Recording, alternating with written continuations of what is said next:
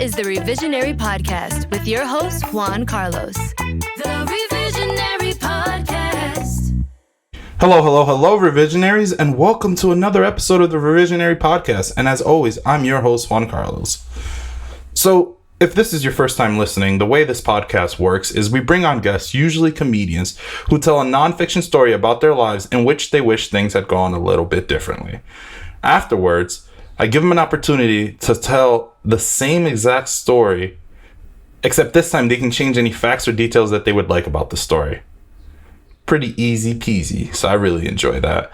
These past few weeks have been a lot of fun, honestly, so I just wanted to share them with you. I've had a lot of interesting experiences. Let's see, where should I start? Well, first, I actually started a TikTok. I'm learning how to use it. I'm really bad at it.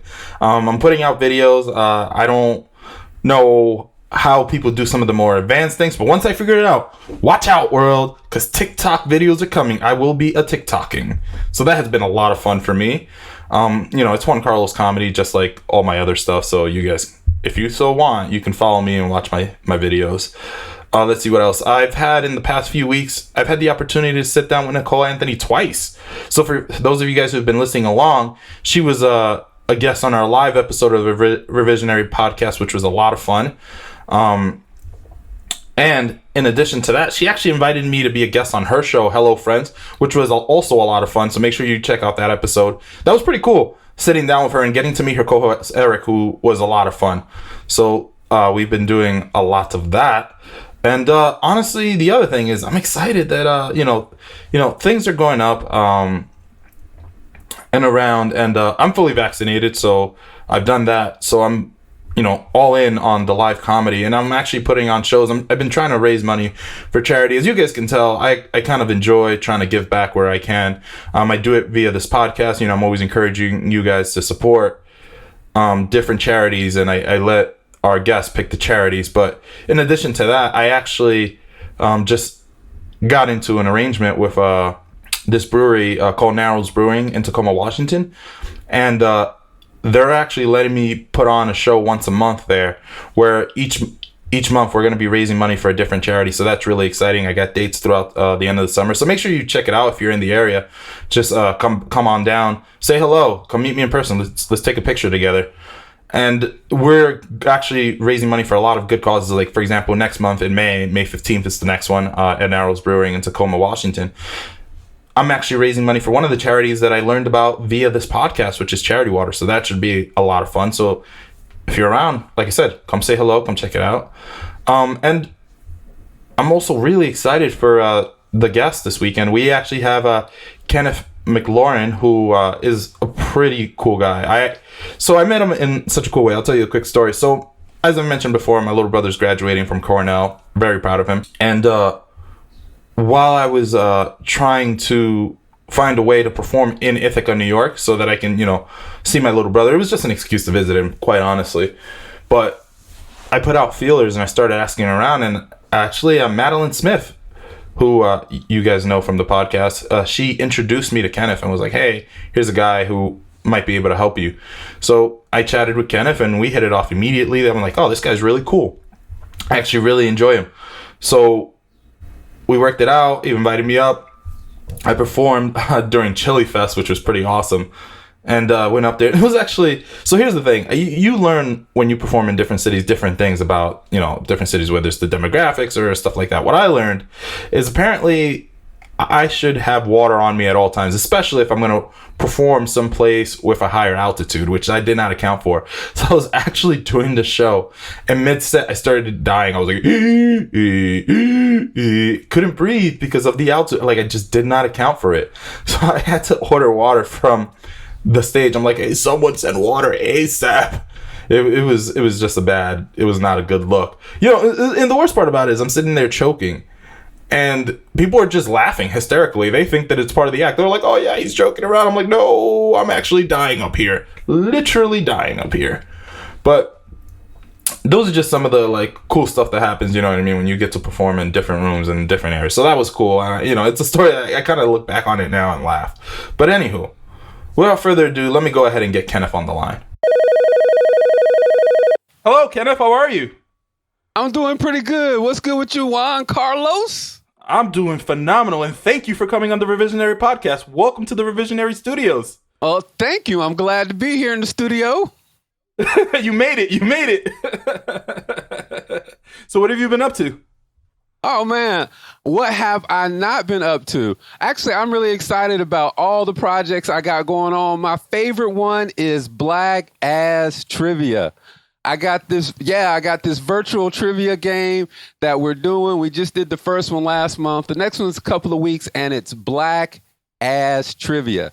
Now, that's Black Ass, A-S, not A-S-S. So it's not black, black booty trivia. It's Black Ass Trivia, like the trivia game that is as black as being late to your own funeral. You know what I'm saying? So yeah.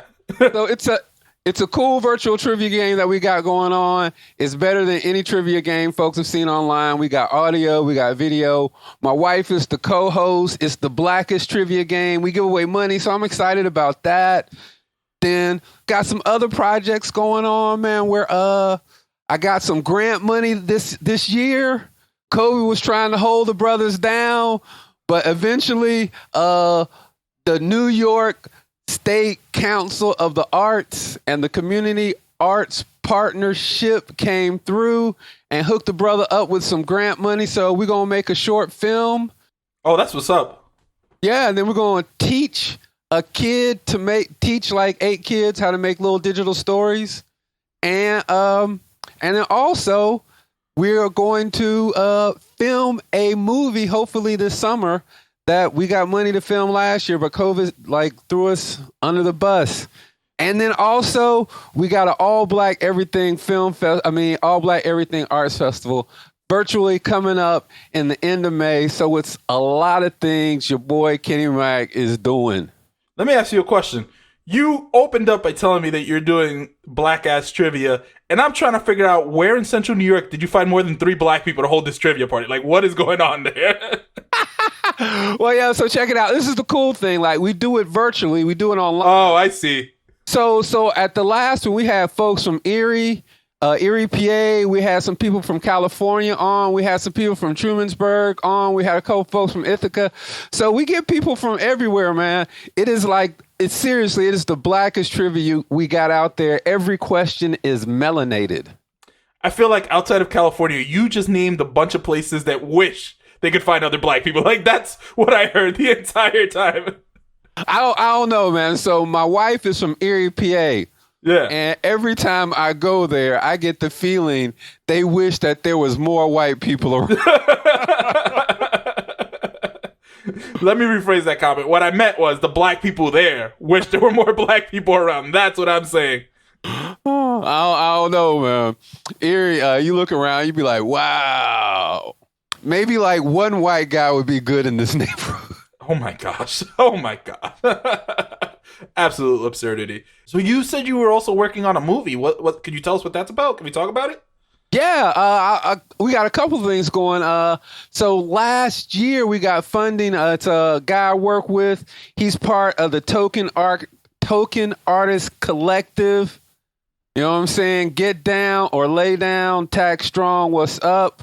But we wrote a movie, a little short flick called 10 skits about race in America. And we were supposed to film it last year, but we're going to film it this year.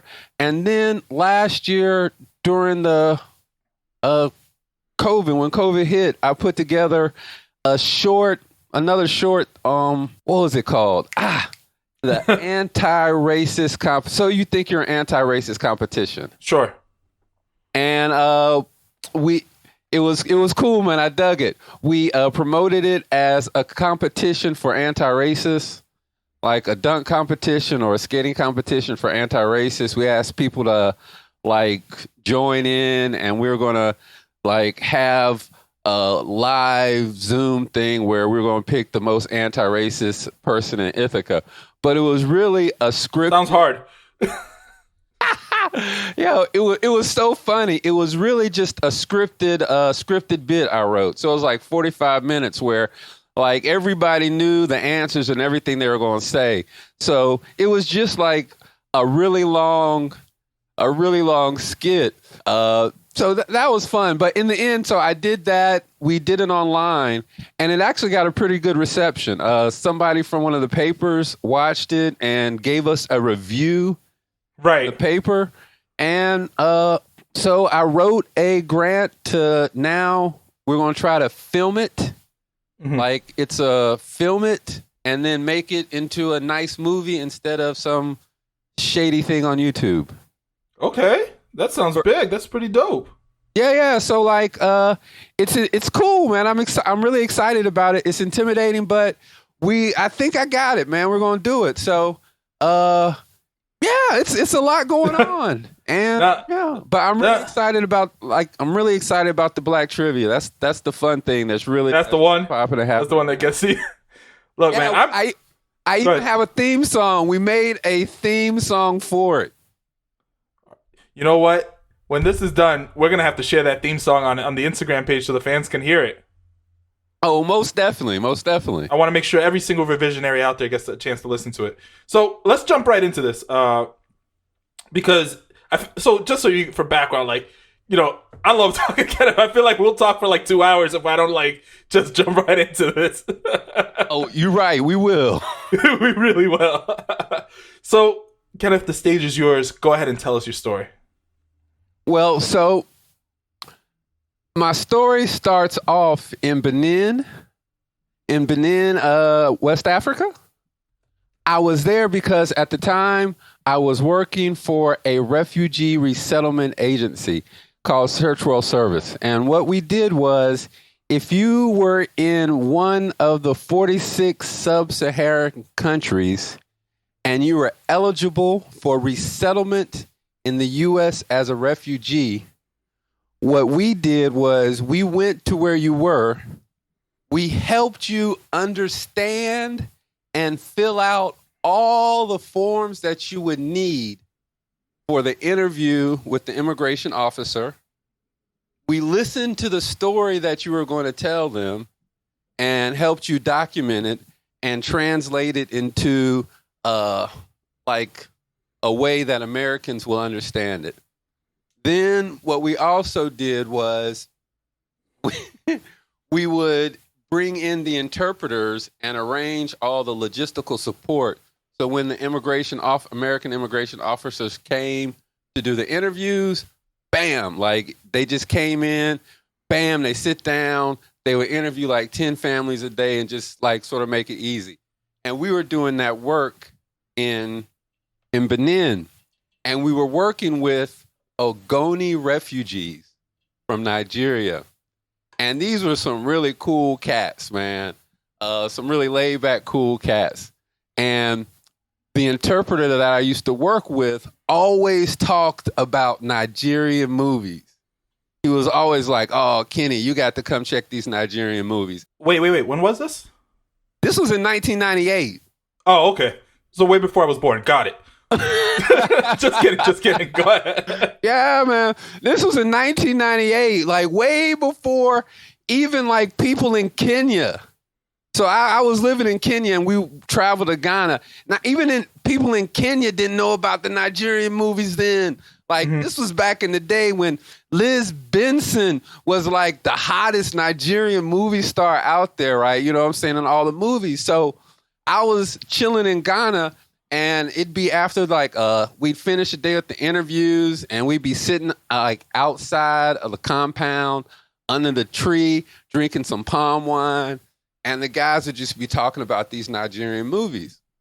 Right. And then he was like, "All right, I want to bring you one."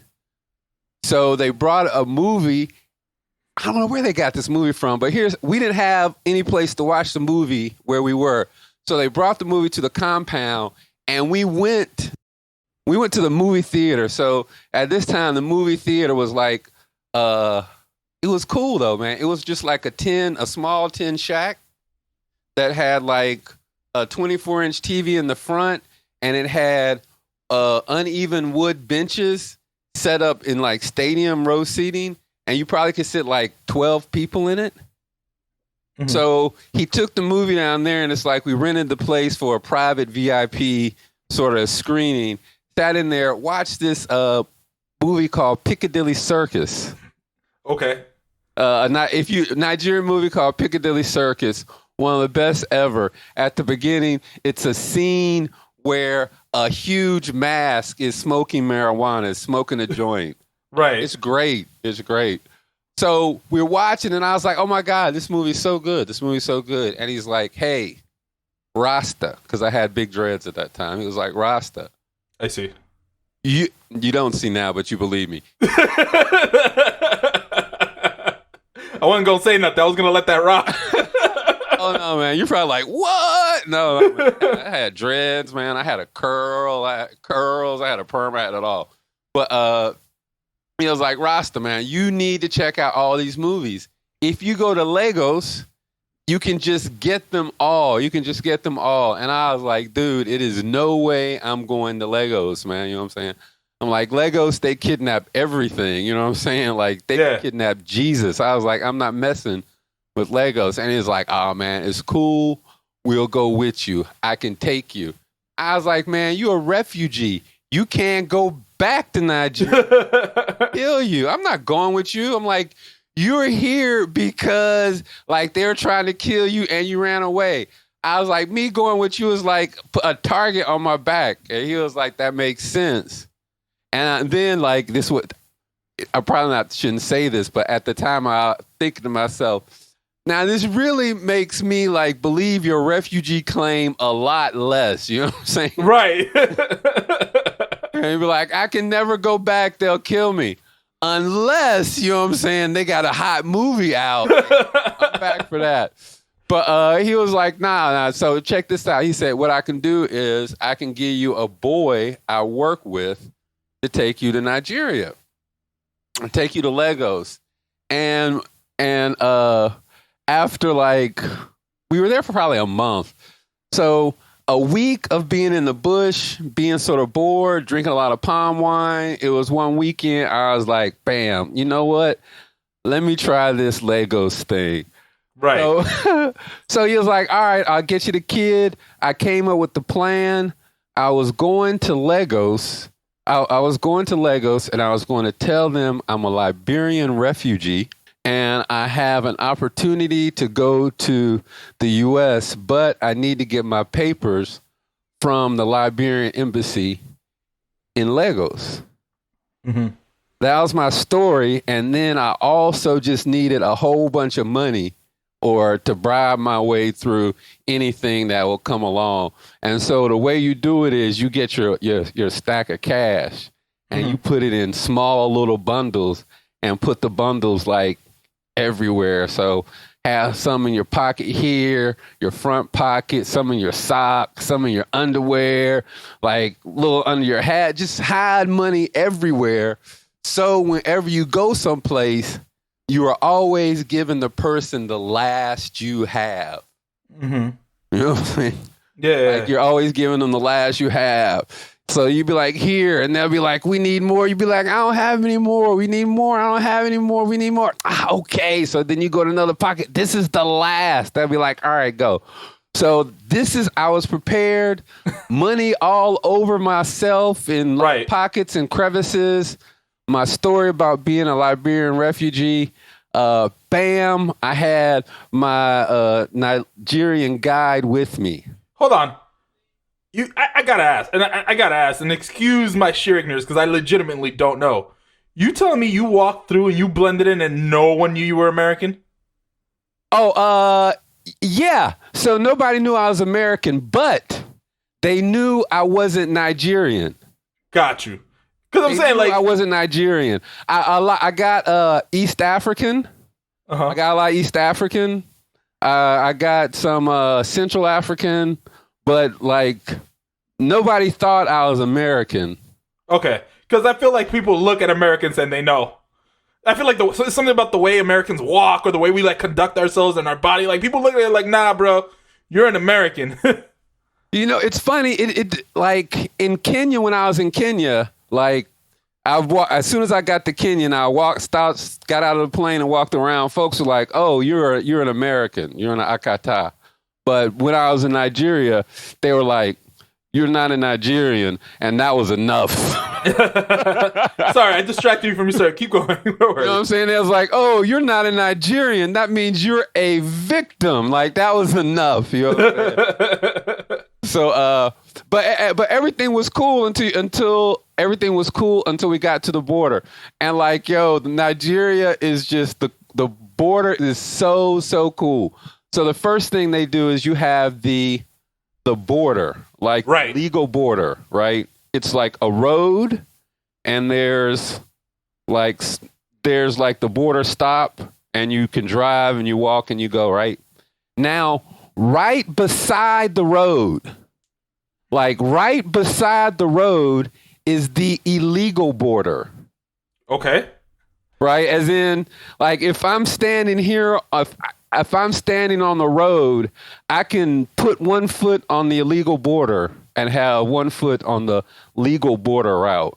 Okay. Right? They're right beside each other. They're parallel.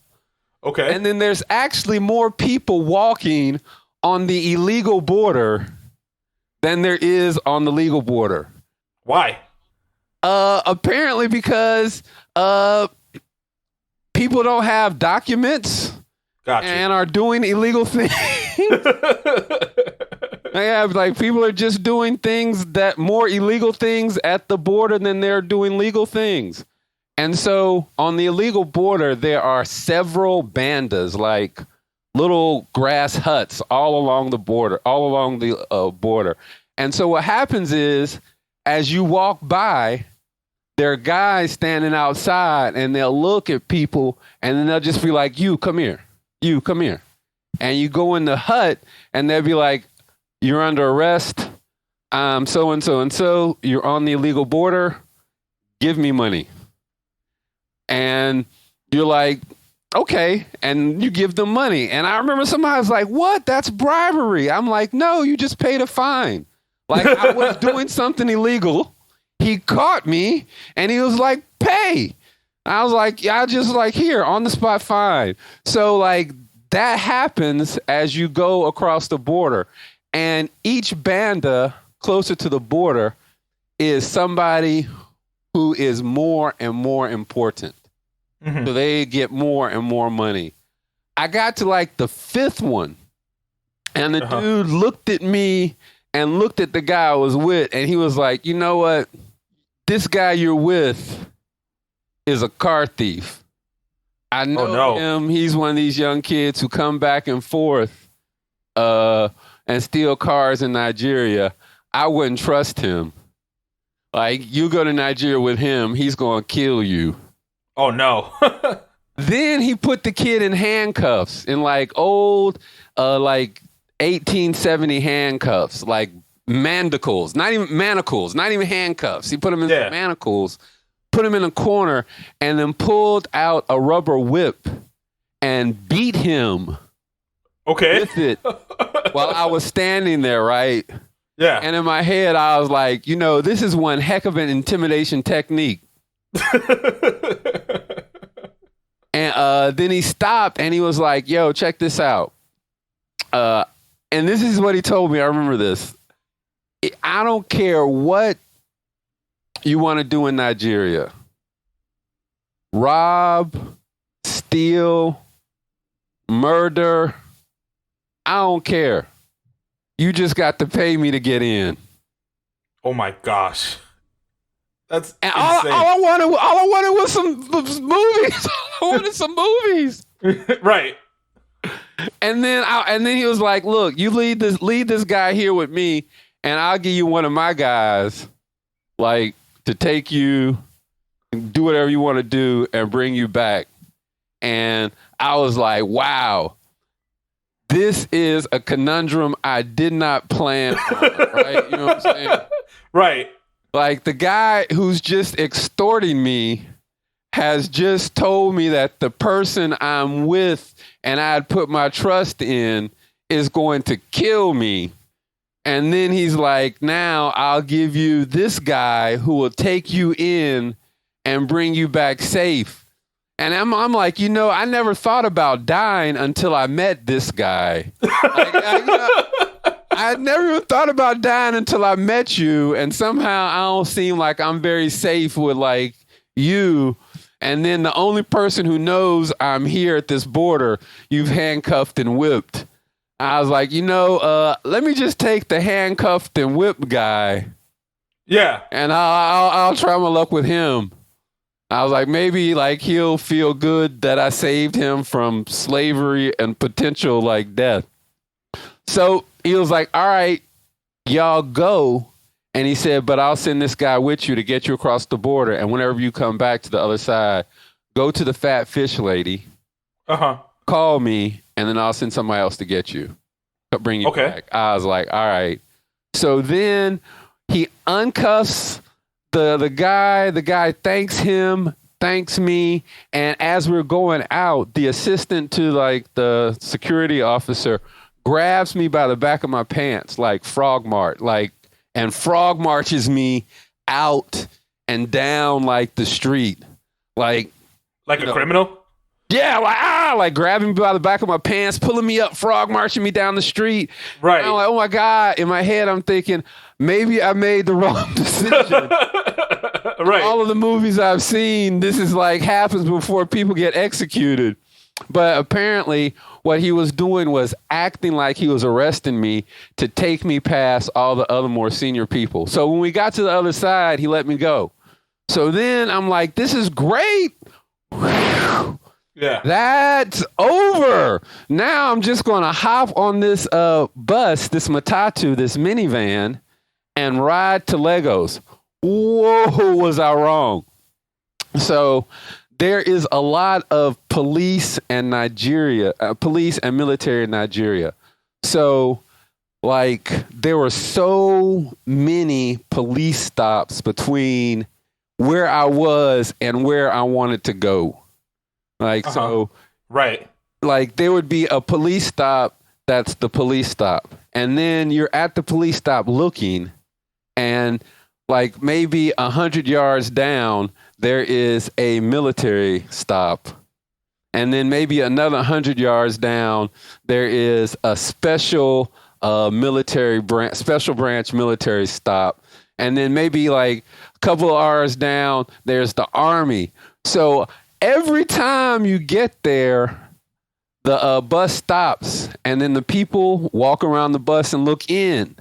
So the first time I was like, I'm going to sit on the outside by the window. As soon as they saw me there, I was like, oh no, oh no, oh no, what is this? Get down, what is this? You are arrested. I was like, for what? They was like, you're not Nigerian. You don't have any papers, you're arrested. So then I had to go back into my pockets and pay. And like, It was like that for so long. Just every stop, get down. You are arrested. I was arrested like 17 times on that trip. I was like, dang, you would think that it would be like easier on a black dude in Africa. But I think like, unfortunately, just black Americans, we're targets everywhere.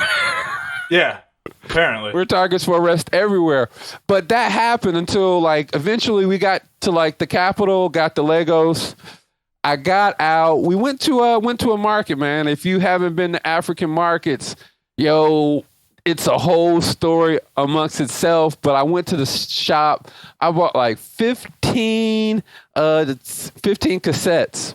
So now I'm like, oh man, now I gotta pee.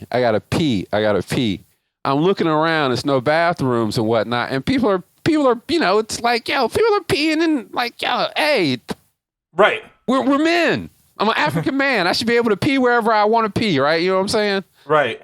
I start to pee. The guy peeing next to me looks at me, waits until I stop, and then he's like, hey, why are you peeing here? I'm an undercover police officer. You're arrested. I was like, dude, you were peeing here first. Was this like a sting? Is this a setup? I don't know what's going on.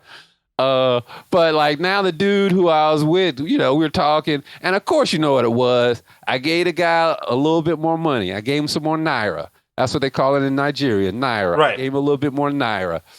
So now we're finished. I'm thinking about all going back, and I was like, this is going to suck. Another more 17 stops on the way back to the spot. And what ended up happening was we just got lucky. As we were waiting for the matatus and the minivans, a Peugeot station wagon came up. And so an aside about traveling in Africa, you have different modes. You have like the big buses, regular buses, right, like people usually see. Then you have minivans, call them matatus. They can be like the 16 passengers or like the 27 passengers. Then you have the station wagon, the Peugeot station wagons. And those are still like taxis. Those are more expensive because it's supposed to be quicker, a little bit more comfortable. We were waiting. A Peugeot came in. At the same time, a bus came up. And there was some army guy who was standing there with us. And he went to get on the bus. And we went get in the car. And the dude I was with told the army guy, I was like, yo, check this out. If you want, why don't you ride with us? We're just going to buy the whole car. And like, you just ride out with us. And then we'll stop on the way. We'll feed you and whatnot. And the dude was like, cool. So he got in the car and rode with us. So on the way back, at every stop, every stop, all 17 of the police stops. Yeah. Get stopped. They look in.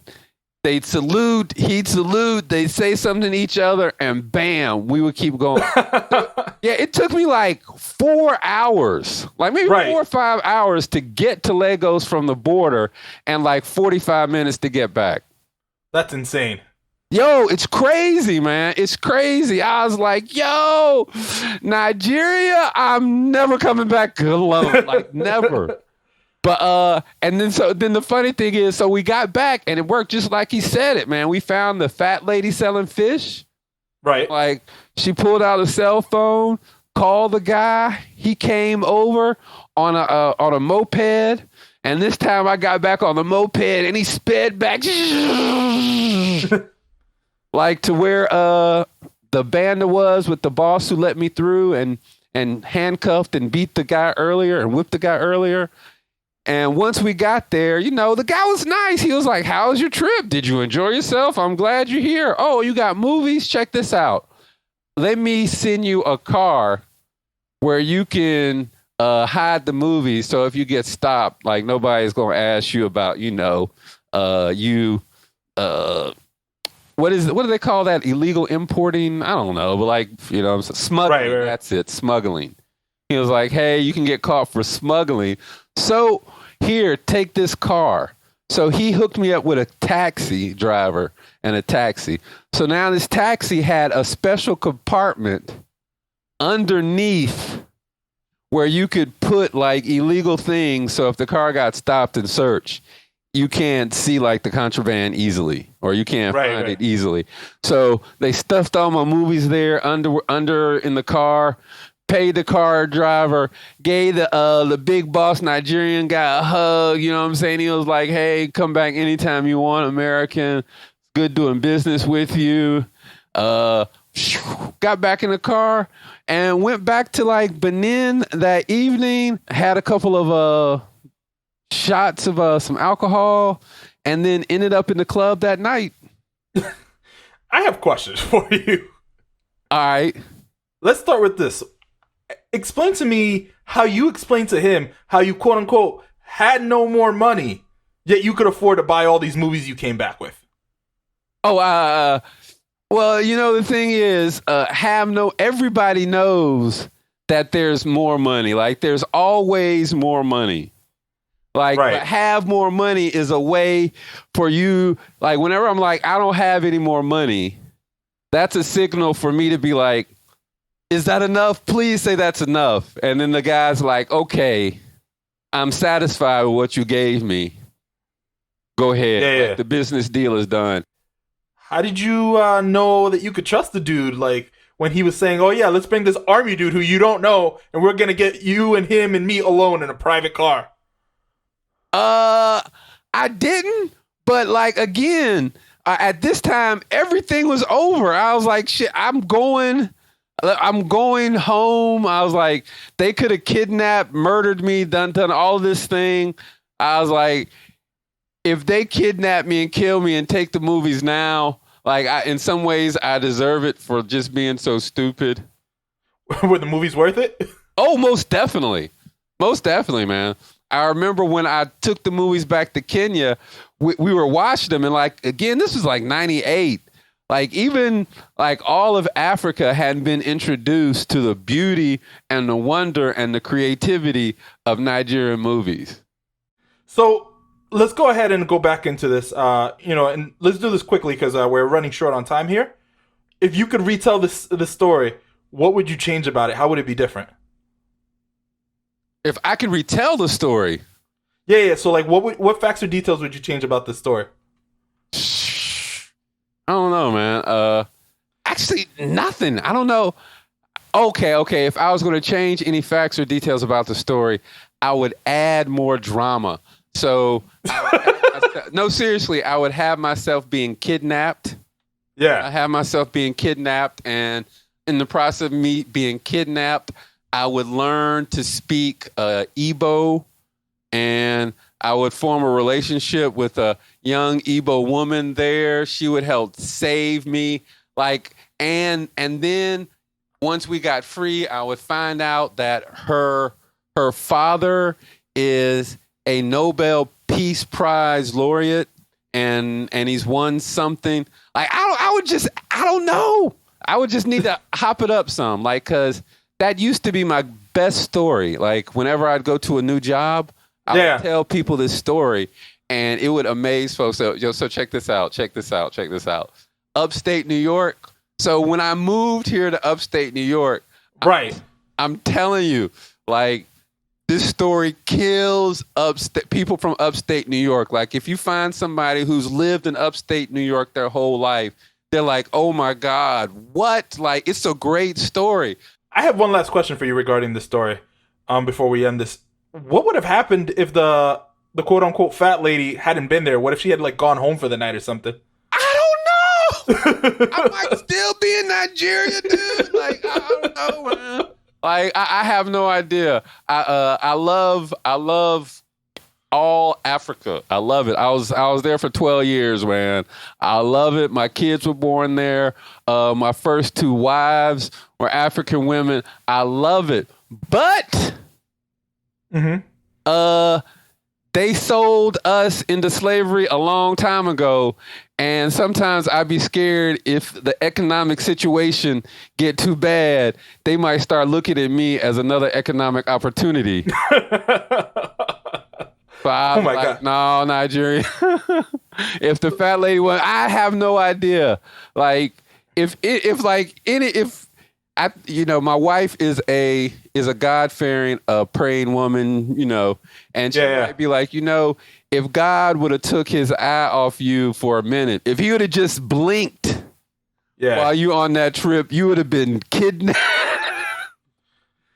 So actually, I have no idea, man. That was actually, looking back, when I look back on it, it was probably like one of the more stupid and reckless things that I've done in my life. Like going to Nigeria with no passport and no documents illegally in 1988 with like nobody but yourself. Yeah. No doubt. Reckless. Wait. Damn, I have two more questions. I need to add this because we're running along, but I have two more questions. Okay. First, let's try to make these short. First, what if you had your documents? Would that have made things easier? Would you have been able to gotten in legally and not have to pay where they have extorted you? Then why didn't you? I don't know. If I'd have just went in on my passport, I'd just walked up to the border and they'd have been like, where are you going? I'd have been like, near Nigeria. How many days? And they would have just stamped it and I'd have went across. But I did not have my passport because they kept it. The Ivory Coast government kept my passport until we left. Oh, okay.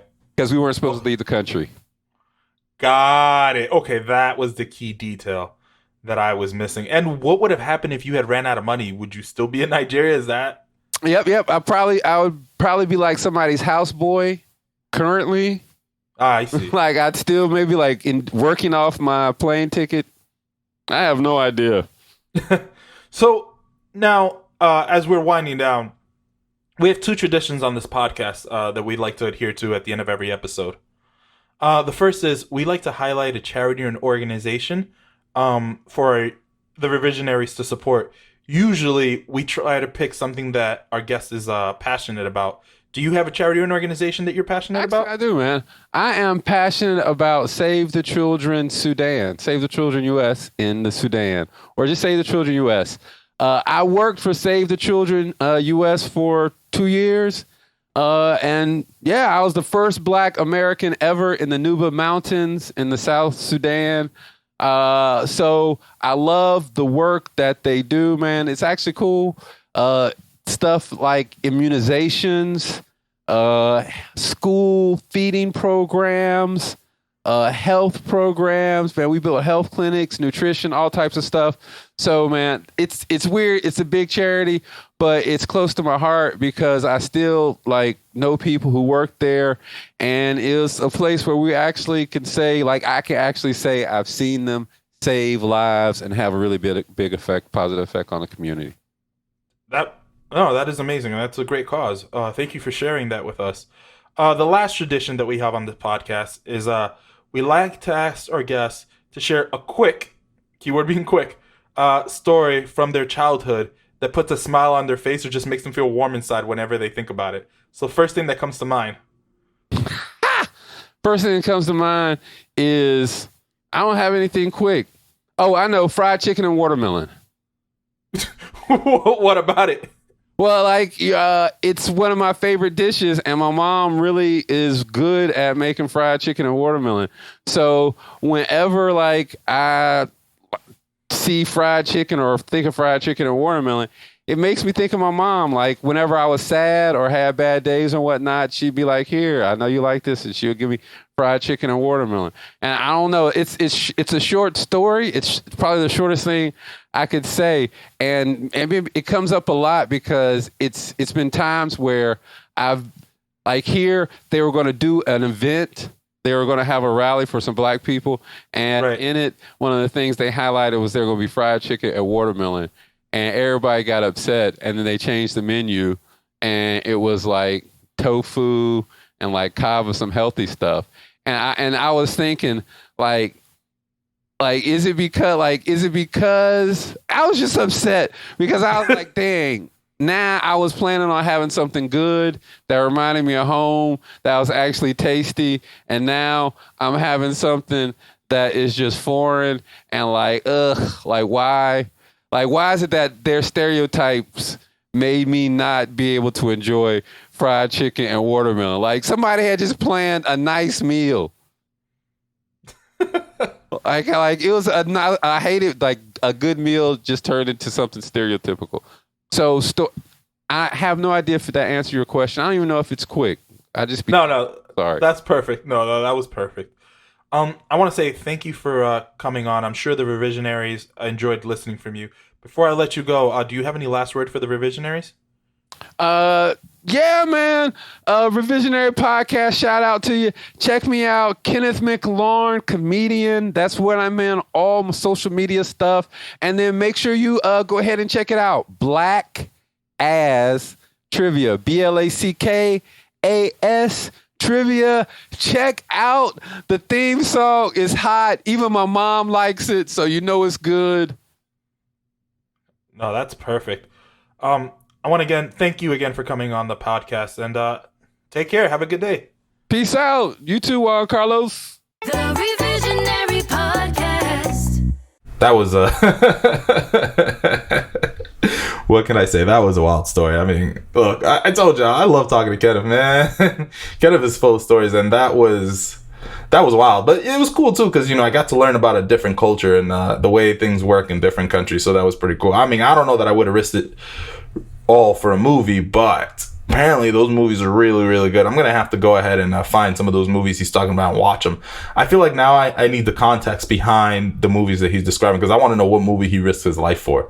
That's the movie I want to watch in particular. But whatever. It has always been a pleasure to have you guys on, and I love listening. Well, rather, I love that you guys tune in every week and listen to me. And I'd like to say, Revisionaries, as always, thank you for listening. This is